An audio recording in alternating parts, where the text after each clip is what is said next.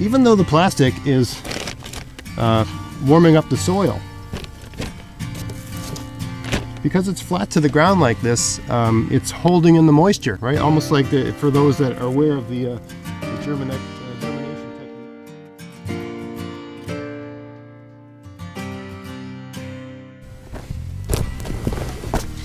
Hey, it's Greg here with MaritimeGardening.com. It's a beautiful spring day. It's I think the 2nd or 3rd of May, and it's finally starting to feel like spring here in Nova Scotia, Canada. Finally getting some sun, and it's not the warmest day yet. I mean, I got a toque on, so obviously it's not warm, but it's warmer than it's been, and we got some sun, so we got something to work with here. We got something to heat up the ground.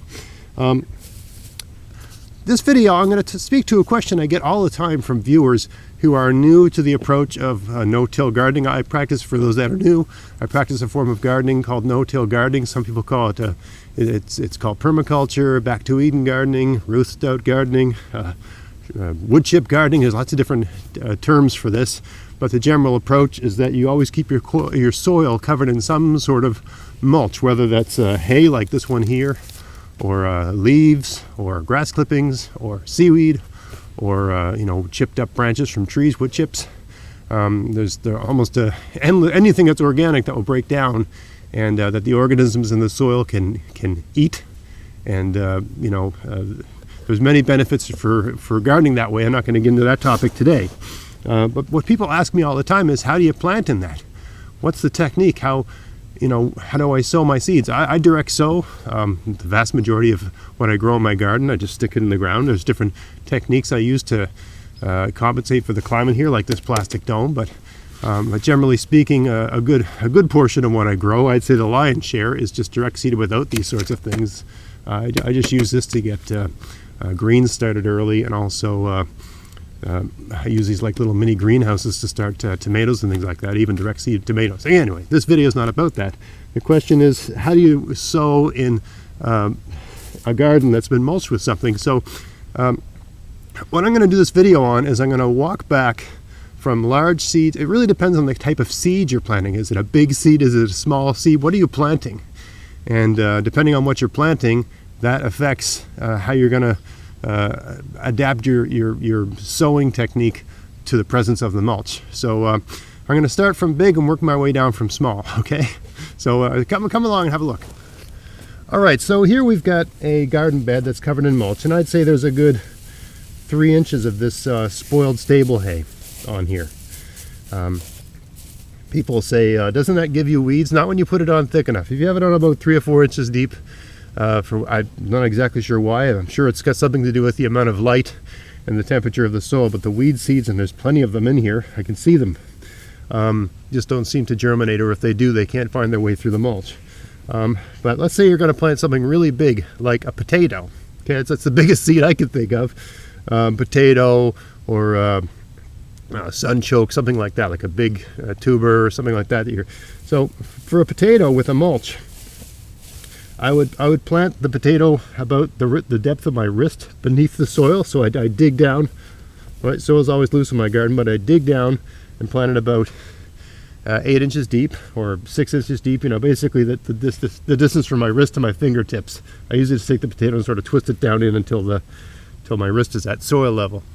And then I would put about, if I was using hay, about a foot of hay over top of that, and that's all I do for the entire season. The potato, they find their way through it, they find their way up and out, and they grow above it, and the hay gradually breaks down over the course of the season. If I wasn't using hay for potatoes, if I was using leaves, maybe 4 to 6 inches of leaves would be good, and I've done that before too. Or often when you're scavenging bags of stuff from people put out in the yard waste, they'll mow up their leaves, and there's grass in with the leaves. That's really great stuff. Anyway, you put that on about 6 inches deep or 8 inches deep. It breaks down very quickly because of the presence of the grass, right? The grass heats everything up because it's got more nitrogen than the leaves. Anyway, you just throw the potatoes on top of that. Now, if I was going to plant something like a pumpkin or a bean or a squash, really all I would do, and I've done this before, and if you look at my past videos, if you've been watching along, this is what I do. Like if this bed here, it's too early to do this right now, it's still too cold, but this is going to be a cucumber bed, and I would plant about In a bed, this is 4 feet by 8 feet long, you know, like a meter and change by 3 meters, that sort of thing, give or take. I would plant about 1, 2, 3, maybe 10 cucumbers in this whole bed. And all I'd do would be make a little circle, you know, about that much in diameter, almost like the width of a hand, my hand anyway. I base everything on my hands and my arms and how long my body is. It's just a good way to remember. So I'm making a little circle here where the earth is exposed. I don't know how well it's coming across on camera. And I put my cucumber seed about 1 inch deep, right? And over time, some of this stuff will blow back on, but because it's a big seed, it'll have no problem getting up through that, right? So for a cucumber or a pumpkin or something like that, or a plant that's going to spread out and cover a lot of area, right? You don't plant those things in rows. I'd put like 2 seeds down here, and then as they were growing, I'd basically kill off the one that looked smaller and let the other one continue. And then once the plant was about this high, you just move the stuff back, and then your soil's covered, and you don't have to water as much, and you get less weeds. And I mean, you keep an eye on things as the season goes on, and if you need more mulch, you add more mulch. I find with things like cucumbers, it seems to work out okay. And also, just one final interesting tip: if you're planting something like a cucumber, I plant cucumbers to pickle them. So I make 2 rows, and they're basically a plant every 20 inches. And on the outer perimeter, right against the edge of the garden bed, you plant your dill seed, and the dill will be ready about the same time the cucumbers are ready for pickling. So you can have you won't run out of dill. So that's just a little tip. So that's big seeds. If you're going to plant something like, again in this garden, for something like beans, right? Again, it's a big seed, right? All I would do was I tend to use rows that go perpendicular for like a bush bean anyway. So I would just move this mulch aside a little bit, make a little. Now notice nothing's ever held up in my garden. You don't need to do that. That's a traditional thing that people do. I know my parents did stuff like that, but it's completely counter to the garden's needs. I mean, you're making basically this little dry bit of earth that you want something to grow in. Hilling things up doesn't make any sense to me at all. Anyway, you just push the mulch aside until you've got a bit of, just almost like a 2-inch wide piece of bare earth. There's enough mulch here that it will do a pretty good job of suppressing weeds. And you just pop your beans in, and then once they're about 3-4 inches high, you move the mulch back so the soil is covered. Right? And that's how you would plant a bean. And some of this stuff will blow back. You're making these sort of like two mulch mounds, right?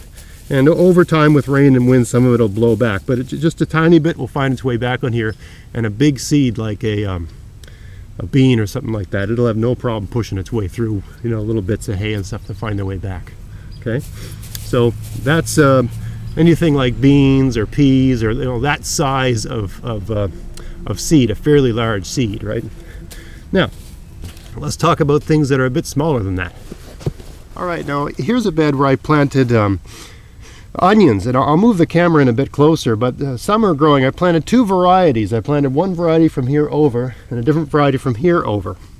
And geez, I wish I'd kept track of which was which, because the ones on this side have all germinated, and the ones on this side are just starting to come up. They certainly did not perform as well. I wish I knew which was which. No, I mean, they're still coming in. I think they're just a bit later. I can see the onion sort of comes up bent, and then it flicks up like that. It comes up and then it goes flick, and it's a pointy thing. So I can see some of them. There's one right there just coming through, but this variety is certainly later. Anyway, for really, onion seed's a fairly small seed. It's a tiny seed, and could they find their way through a little bit of mulch? I'm sure they could, but I like to be super duper sure. So this is a technique I use for. Now remember, this is cardboard. This is still a mulch. This will break down and feed the soil over time.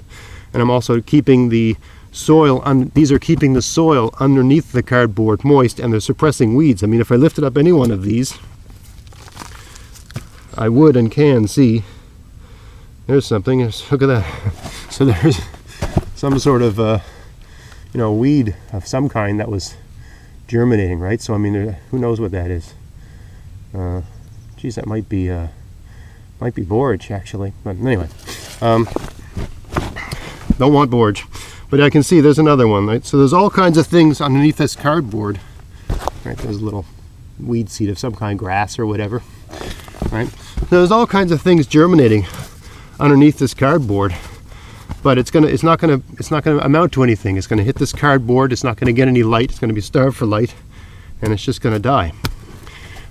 So all I do is I lay the cardboard down. I put rocks or something on it to hold it in place so it doesn't blow away. I like to wet the cardboard before I lay it down. Just makes it easier to work with. I make a trench with my hand, put the seeds down, and I put a bit of soil on top, and pat it down really good and water it. Right, so that's how I plant my my carrots, my parsnips, my kale, cole crops, all things with small seeds. And generally speaking, some days I'll come out and be lazy, and the very same technique I use for the beans I'll use for these kinds of crops. But the difference with these is that the smaller things is that when they come in, they're so tiny, and there's always weed seeds. You know, if you reveal the soil to the sun, you will. I don't care what you're doing, you're going to get weeds, right? Your soil has weeds. You know, there's weed seeds in the air, and they land on the ground, and I mean, you're going to get weeds. So I just find it easier to keep the garden weedless with really small plants to use this cardboard. Now once these are 4 inches high, I'll cover this whole thing in mulch. All this cardboard will be underneath. You know, I'll have, you know, some sort of stuff, you know, leaves or seaweed or hay or whatever, but the entire bottom here, everything will be covered in some kind of mulch right up to the plants. So, you know, in about a month or so, you won't see cardboard here. This will just be all mulch. The cardboard will be underneath the mulch, and it'll break down over time, and by next year there'll be no cardboard here, right? So that's how I plant the small seeds. Now, if you're concerned about whether things are going to germinate, is it too early, is it too late, and I'm planning to do a video on that very soon, speaking to the, you might call it a science, but the study of phenology. I'm not going to get into that here, but if you're concerned about have I planted it too early and so on and so forth, I mean, this time of year, generally speaking, if it says plant as early as the soil can be worked, you can plant it. It might not germinate until it's warm enough, but a lot of seeds like that can just take the cold. But if you want to ensure that the some ducks over there. They sound really weird. Anyway, what was I saying? If you're concerned about whether, let's say you want to speed up the germination or ensure germination, there's little tricks you can do, right? You can have a little thing like this. This is just two pieces of wood with plastic, right? So you could put those over a given row. I'd put them, I mean, the rocks are in the way here, but I'd put them right flat on the ground. Let me show you a garden where I've done that. All right, so here's a garden where I planted some carrots a little earlier in the week, maybe 3-4 days ago. And I find carrots like a little bit more heat than things like parsnips. They seem to be a little bit more tender. And of course, I want to speed things along. So what I did here is pretty cheap ass approach. But, you know, I just got some plastic I had lying around. Just a piece of plastic. Put it over the garden. So I got the cardboard and I got the spaces and I got my carrots in here. But I put this plastic down. There's something germinating there. These will be another week before they germinate, I would predict. But I put the plastic down, and you know, a great thing about doing it this way, especially if you get the plastic really close to the ground, right? Is that even though the plastic is no, let's take the other way. Yeah, like that. Even though the plastic is warming up the soil, because it's flat to the ground like this, it's holding in the moisture, right? Almost like for those that are aware of the germination technique called the baggy method, right? This is very analogous to that. Right, what I'm doing here by laying the plastic down in this way is I'm creating a closed system, right? So any moisture that evaporates from the soil here is going to hit the plastic and just drip back down into the soil. So I don't have to water this every damn day, right? So it's been this is the first sunny week we've had all spring. I can say that with confidence. We have not had one sunny week. We've had a day here or there, but we really haven't had any sun. So I got to make the most of it. It was a really lousy spring, and my garden is certainly behind where it would have been at this time last year. So we just haven't had any sun. It's been overcast and rainy and stuff, with no sun in between. But this will probably germinate in the next week using this technique. But I won't have to come out here and water this every couple of days. I know people that direct seed, they're always like, oh, how do I stay on top of the watering and all that sort of stuff? Well, the easy way to stay on top of it is to just create a little sort of biodome in a sense, right? I just got all these things on top of here to keep the plastic from blowing away because I get a lot of wind. But that's a way, and I've got lots of different techniques affected here in that state to just get things germinated. So, and then so people are going to ask me, well, how do you know when to take it off? Given that I've got this right on the ground like this, as soon as you see the seed start to poke through the surface, get the plastic off, right? So I mean, the first 5-6 days, you don't have to come out and check it every day. It's going to take a number of days for anything to happen. But after about 5 or 6 or 7 days, you're going to want to come out every morning and have a look, right? But it shouldn't take, for most things, it should, if you're having a lot of sun, it all depends on how much sun you've got, because the sun is what's heating the soil up. So if you're getting lots of sun, that should happen. And if you've planted something that's tough, even though you're still getting frost at night this time of year, certainly not past frost dates, but a tough plant like a carrot can take a bit of frost. So you don't worry about that. So you're just putting the plastic down to keep it moist, to warm it up, and to get things germinated. And then once you see the plant start to poke its way out, get that plastic off and put it somewhere else, right? And then when you're done, once you're into June or July, you roll the plastic up and put it away, and you got it for next year, right? So you can reuse it many, many times. So there's a lot of advantages to using this this really simple plastic technique. And also you can make little frames, or you can put old windows on top. I mean, there's all kinds of different ways you can do it. I'm just showing the cheapest, easiest way possible. If you go to a dollar store, you can get one of those clear tablecloths or a shower curtain. You can make a couple of these out of that. You don't have to go to a hardware store and buy 6 mil poly. I mean, that's a good material, it'll last a long time. Especially if you're hanging around old construction sites, there's always pieces of plastic that just fly off into the woods, so you can just grab those. Or you can even use an old plastic bag or a garbage bag. It's just, I'm not telling people anything they don't know. Anyway, I thought I'd just do a short video on those different planting techniques. I hope that was useful for people. Sort of an overview of planting with mulches, whether the seeds are big or small. The main thing is that as soon as your plants are big enough, get about 2 or 3 inches of mulch back on the soil, because that's going to decrease your weeds. It's going to give the soil organisms the things they want, so they will in turn do their thing and improve the soil for your plants, and it'll keep down your weeding and greatly reduce the amount of watering you need to do in your garden. So I hope you found that useful, and if you did, please like, share, subscribe, click the bell, let people know about this. If this channel's helping you in your garden, let other people know, and that will motivate me to put my energy into it and all that sort of thing. And for those that have been watching all along, thank you so much for following, and I love all your comments.